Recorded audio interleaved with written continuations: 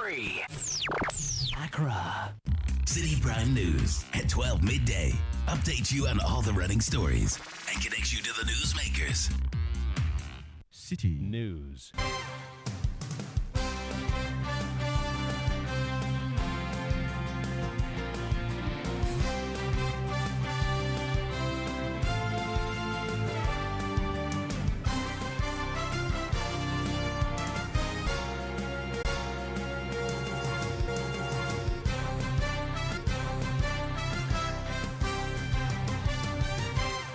Hello and welcome to the Citi Prime News. We are coming to you live from our studios at number 11, Dr. Morty Lupin Adabraka, Accra. My name is Ajwa Tinkrama Domina. Coming up in the next 30 minutes, pressure mounts on government to clear some essential medicines stuck at the port as the country risks losing future global supplies.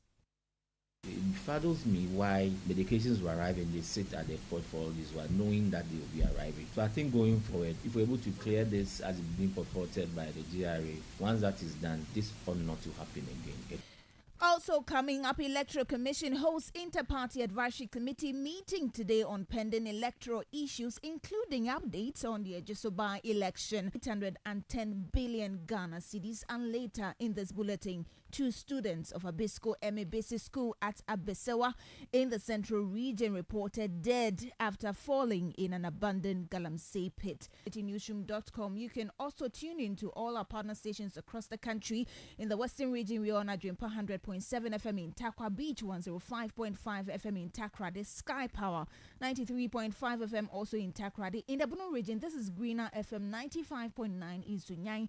In the Shanti region, Focus 94.3 FM in Kumasi, Orange 107.9 FM also in Kumasi. In the Volta region, you can tune into Revival 99.3 FM, VOV Radio 95.7. In the Northern region, this is Radio Bimbila 91.9 FM. In the Upper East region, Quality 88.9 FM in Garu. In the Upper West region, this is Tusong 97.3 FM in Wa and Drapa 96.1 FM. Please stay for details. Citi Prime News at 12 midday. Update you on all the running stories and connects you to the newsmakers. A very warm welcome to you this afternoon. The Member of Parliament for Buim, Kofi Adams, says the Bank of Ghana has rendered the country bankrupt by increasing the country's liabilities from 459 billion Ghana cedis in 2021 to 810 billion cedis in 2022 due to the payment of companies for no work done and without any contract. The Member of Parliament says an engagement with the Central Bank at the Public Accounts Committee reviewed that an amount of $12 million was paid to the MS Power China International Group Limited for the construction of the Polugu irrigation project, but work is yet to commence. Additionally, $2.5 million, he says, was paid to Motor Angels for the Accra Tema Motorway project under an illegal contract. And speaking to Citi News, the Public Accounts Committee member says the Bank of Ghana has been directed by the committee to provide the requisite document for such transactions. Kofi Adam also says that the government must scrap the gold for oil policy as it has failed to meet its intended purpose.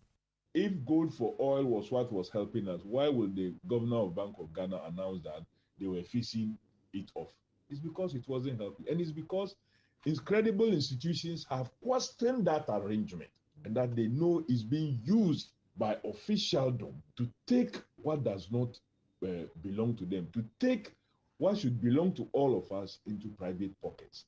And so the IMF, the World Bank have queried the gold for oil deal because it's shredded in all kinds of secrecy.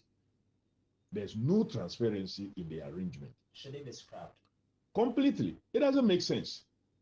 It would have made sense if they say, oh, because you are buying the crude or finished products with gold, instead of buying maybe a barrel for $92, we are giving it to you for $80 because you are paying with gold. And so if your gold price is pegged at this is how much it would have cost you if you were paying cash or if you were doing other transactions other than with gold. But that is not the case. Kofi Adams is a member of parliament for Buim.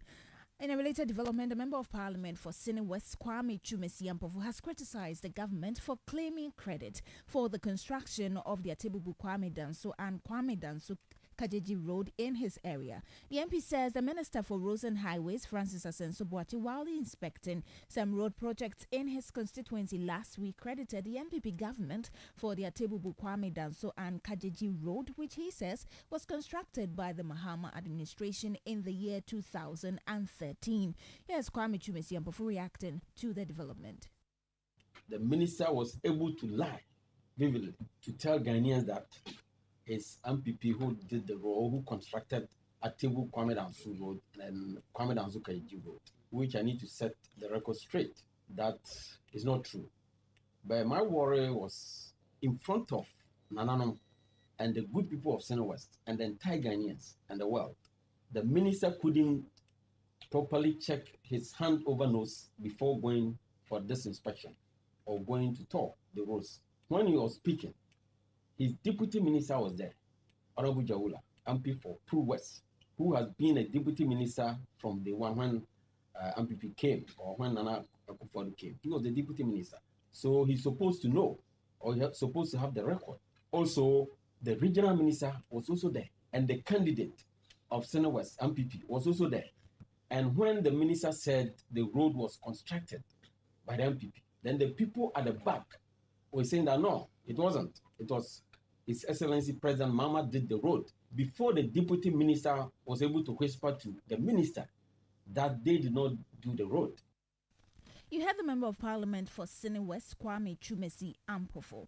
Away from that, pressure continues to mount on the government to clear some essential drugs stuck at Ghana's port after more than 10 months since their arrival. The country risks losing continuous supply of the drugs for the treatment of malaria, tuberculosis, and HIV after the Global Fund suspended shipment of more drugs. Some civil society groups have served notice of protesting on April 17 if the prolonged detention of the medical supplies is not addressed, while the latest group to add its voice is the Ghana Medical Association, which is demanding an immediate attention by the government, describing the situation as unfortunate. Vice President of the Medical Association, Professor Ernest York, has been speaking to Citi News on the development. The major reason for this unfortunate situation is because we are middle income. In the past, what Global Fund did, these are the sponsors of the medicines we are talking about. They will ship it, they will pay their duties and everything. But now they want counterpart funding from the government because of our middle income status. And that is where the problem is. So the goods are, but they cannot be cleared because there are certain payments to be made from the government side. And I get amazed as to why we can continue to say and trumpet why we can't clear the goods rather than say the goods are cleared. And the impact on health. So we are talking about TB, we are talking about malaria, we are talking about HIV. I think we should accept that this is the reality, that we would have to provide counterpart funding. And these medications are also not ordered or brought in out of the blue. It is planned years ahead, so it befuddles me why medications will arrive and they sit at the port for all this while knowing that they will be arriving. So I think going forward, if we're able to clear this as it's being purported by the GRA that it will be done in the next few days. Once that is done, this ought not to happen again. It is. You heard Professor Ernest York. He's the Vice President of the Ghana Medical Association. Away from that, a recent flooding has resulted in the displacement of several residents in Ada, located in the Greater Accra region. This was reported by the National Disaster Management Organization, NADMO, in the area. The organization says it is currently in the process of gathering information to determine the cause of the flooding. In an interview with Citi News, the NADMO director in the Ada East District, Ebenezer Tete Natis, urged affected residents to relocate to safer areas where the organization mobilizes resources to offer assistance and support. As for areas affected, almost all the island communities are affected, including inland communities. Places that were affected during this the same places, the level of the water in people's home now is similar to the one that occurred last year during the spillage time. To evacuate, there are a lot of processes there are a lot of things you have to put in place before you start to evacuate. So even with that one, we have to sit at the disaster management committee level to discuss everything before we start evacuation. So NADBO cannot come out and then start evacuating. So we only advise that people should do safe evacuation. They have to voluntarily move to a safer land to at least have life saved. You heard Ebenezer Tetenate. He is Tainati. He is the director of the National Disaster Management Organization in the Ada East District. Now, the Coalition of Unemployed Veterinary Officers and Veterinary Nurses has denied recent allegations suggesting the employment of 780 of their personnel. According to the coalition, it maintains an accurate record of the number of students who have completed training but remain unemployed. In an interview with Citi News, Al-Hassan Mudassir, Vice President of the coalition, accused the government of hiring individuals who lack the necessary training from accredited institutions. He emphasized that a number of qualified personnel from the accredited institutions available and well suited for the job, but they remain jobless. We all understand that government gives clearance 1,100 veterinary officers to be recruited, but we were told that it was going to be done in two folds. That is 550 for the 2022 and then 225 for 2023-2024. But right now he's saying that they have recruited 780. That we are not too sure about, because I was told that the people that received their appointment was about 380, even although doctors and nurses too were part of it, and then the technical officers. So we're going to add those numbers. It stood at somewhere around 447 or something. But he is saying they have recruited 780. So we needed clearance on that. Because after the recruitment, I myself personally went to Accra several times to meet Human Resource Director. They told us that yes, they are still waiting for clearance from Finance Minister. How then did they get financial clearance to recruit the number that he said they have recruited, in addition to the 550 that we all knew that they did? Right now, if you are going to do recruitment and you went ahead and recruit people who doesn't have technical knowledge on the particular sector that you are doing the recruitment, I don't know if this work is going to happen, because we have evidences of our friends telling us that they saw people holding assistant animal health officers appointment when they don't attend any of the veterinary schools in Ghana. Al-Hassan Mudassir is the Vice President of the Coalition of Unemployed Veterinary Officers and Nurses. Moving on, the Mayor of Kumasi, Sampine, says the contractor working on the redevelopment of the KJTR market will soon come on site to complete the second phase of the project. The assurance comes on the back of a threat by some traders at the KJTR market to stage a protest against the government for the seeming neglect of the project several years after the completion of the first phase. The project, according to the mayor, halted due to the debt restructuring program the government undertook 2 years ago. The Kumasi Mayor Sampine, in an interview with Citi News, however, urged the traders to remain calm as the government works to secure other sources of funding for the project. Officially, we've not received any such petition. Something that we also cited in social media about the intention of a group that they are going to demonstrate over the delay, the execution of the project at the central market. Yes, the fact that it's been delayed, yes, and this is due to the debt restructuring program that the government went through. The contractors working on it, Messiah's contractor, they are working on the Kumasi International Airport and the mother and child unit of Panochi. All these were affected by the debt restructuring that we were undertaking and we're undertaking some. And therefore, once they've given them the green light to the airport and the mother and child, they will soon come back on site. The only issue is that the date of completion is going to change. We cannot deliver as we promised, but we are going to come back on site. It's not intentional for anybody to be a project that we committed millions of dollars into Western at the stage of more than 80%. And I think any sensible government will abandon that just for abandonment's sake. No, we had challenges with the debt restriction, and then we're coming back on site soon.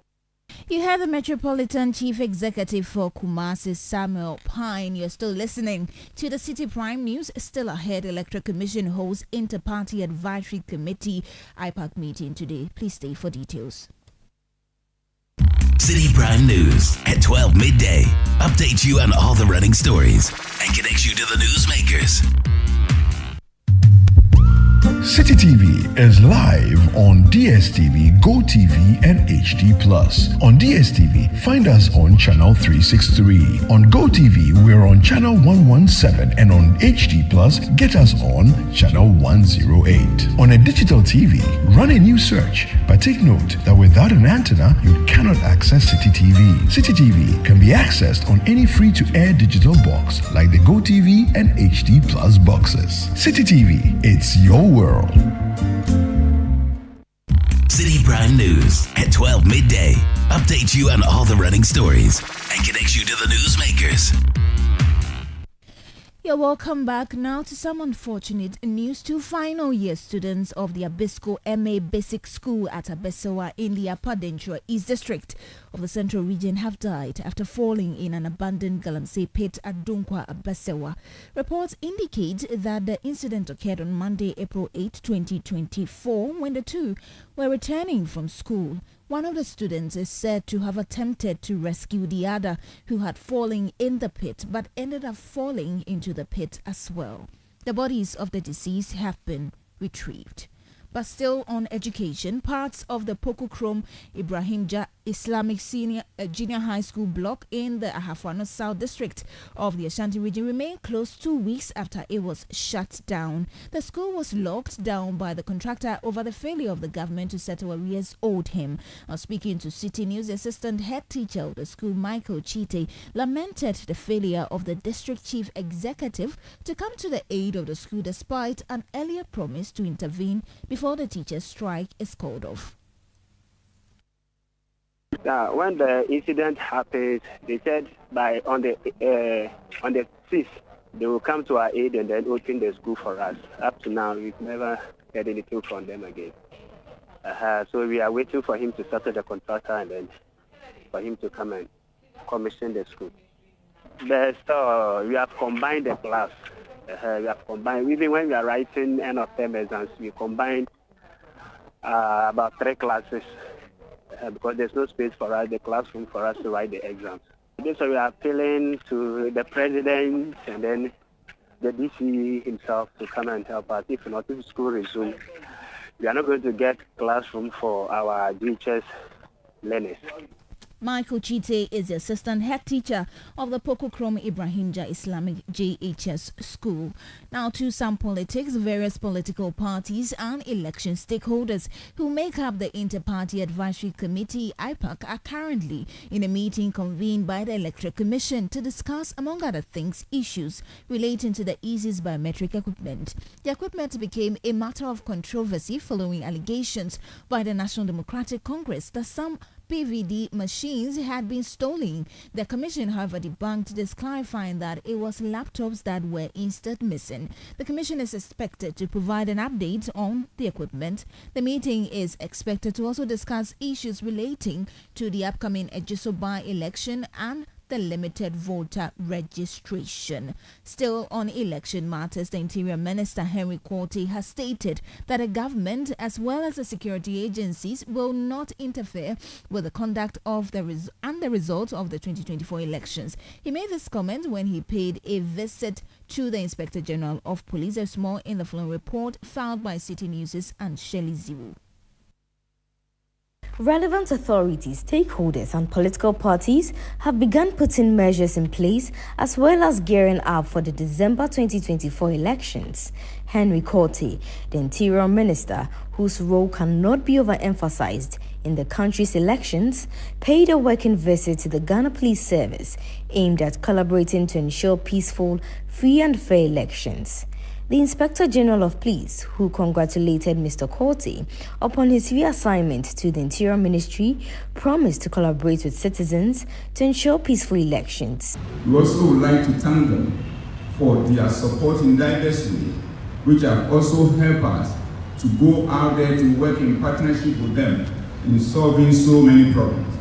And that support will continue to make, especially during this year election, where we need to ensure that before, during, and after the election, we work together as a people, as one country, as one people, with one soul, with one heart, with one purpose, to keep this country safe.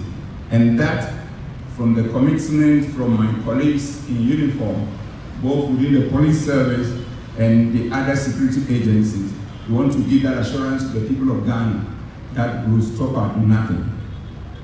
And I mean, we will stop at nothing to ensure that these elections pass off peacefully in a manner that will make us continue to set the pace for the rest of the continent to follow.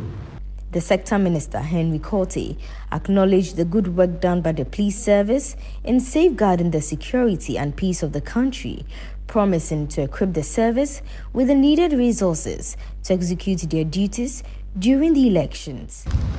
2024 is around the corner, and by God, so long as we live on this earth, I can assure you that we will ensure that this elections is free and fair. I want to repeat that we will not interfere in the elections.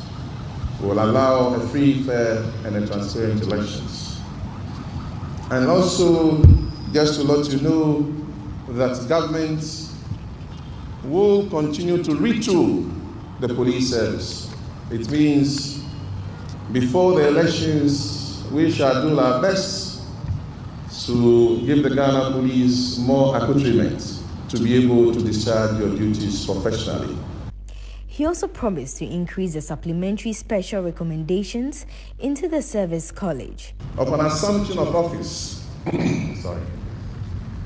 the issue of special recommendation to police college arose, and I put a stop to it so I could understand the processes. After careful consideration, myself and the police management board, and I allowed it to go on.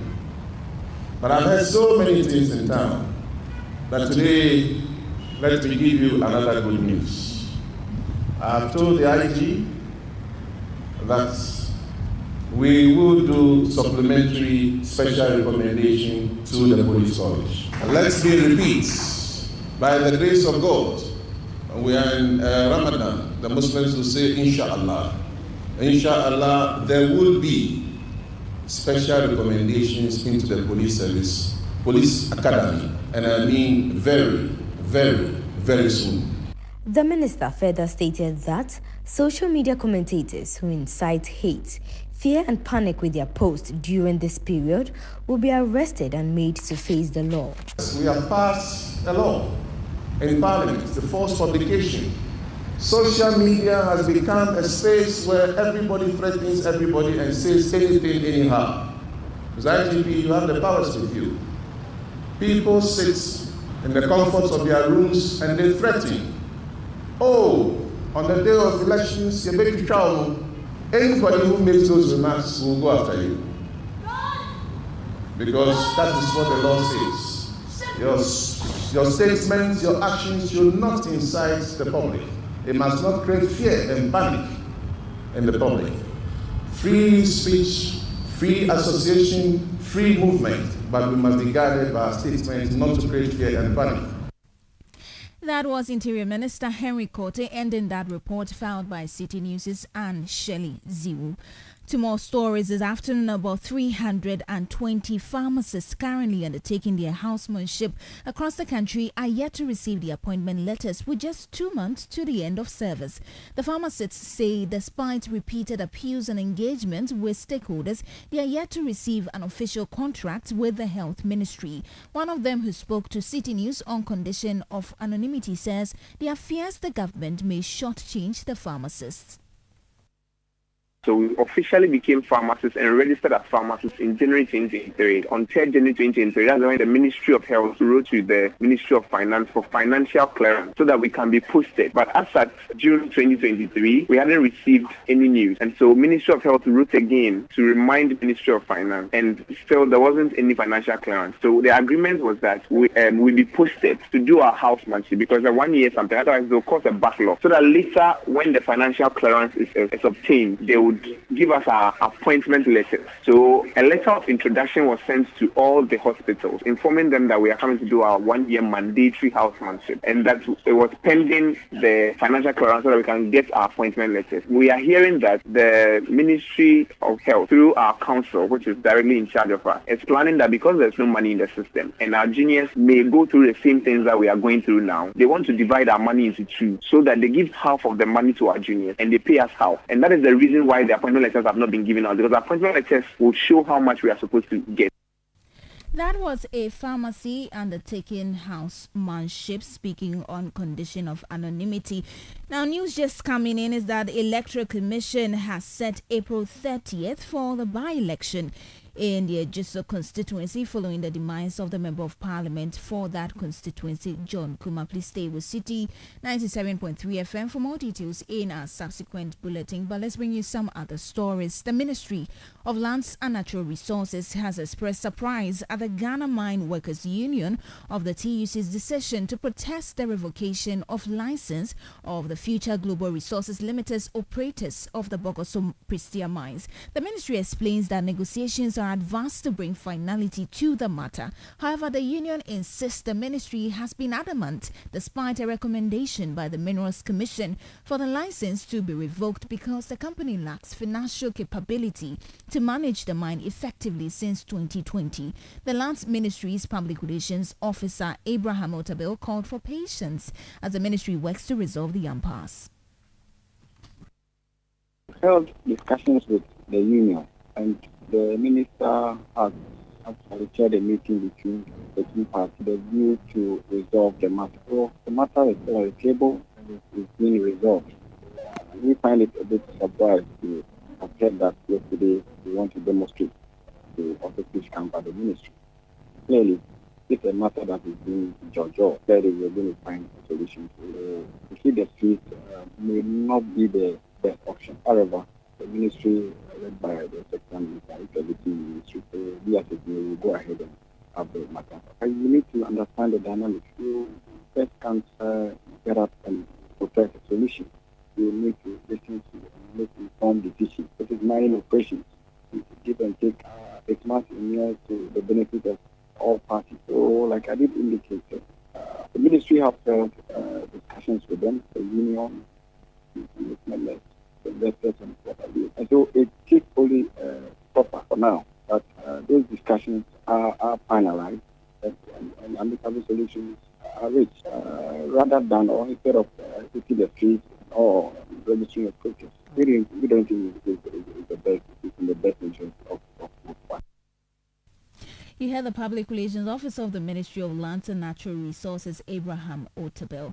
Now, an NGO, Send Ghana, has intensified calls for the government to establish a public health emergency fund to battle health emergencies. This comes on the back of the global health pandemic COVID-19 that plagued Ghana and disrupted its economy as well as other countries. In an interview with the Senior Programs Officer for Send Ghana, Harriet Nyamajiman, she explained that establishing a public health fund will strengthen Ghana's health emergency preparedness.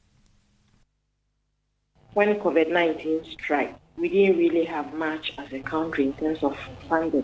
Government first on the contingency fund to address the issue, and then had to go borrowing from the World Bank and the IMF and others to augment and also to call on Ghanaians to be hospitable to support the fight against COVID-19.